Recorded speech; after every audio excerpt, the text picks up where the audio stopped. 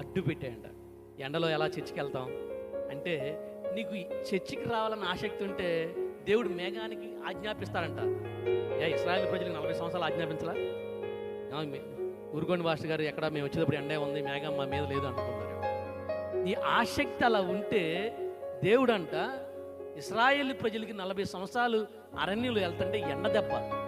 పిల్లలు ఉన్నారు కదా, వాళ్ళు కూడా 40 లక్షలు అక్కడ నుంచి బయలుదేరిన వాళ్ళు 6 లక్షలు అయితే పెద్దవారు, ఇదిగో వారిలో కూడా పిల్లలు ఉంటారు కదా, పసిబిడ్డలు ఉంటారు కదా. అందుకే దేవుడు పగలు ఎండ దెబ్బకైనాను, రాత్రి వెన్నెల దెబ్బలకైనాను తగలకుండా ఒక మేఘాన్ని, ఇశ్రాయేలు ప్రజలు ఎక్కడికి వెళ్తే అక్కడికి, ఇక్కడ ఆగిపోతే ఇక్కడ ఆగిపోద్ది, ఇక్కడ ఆగిపోయారు ఇంకో గుడారం వేసుకోవడానికి, అక్కడ ఆగిపోద్ది అది మేఘం, అక్కడ ఆగిపోద్ది. చూడండి ఎంత టెంట్లు వేశాడు దేవుడు, ఎంత గుడారాలు వేశాడు దేవుడు, వారి కాపుదలగా ఎండ దెబ్బ తగలకుండా.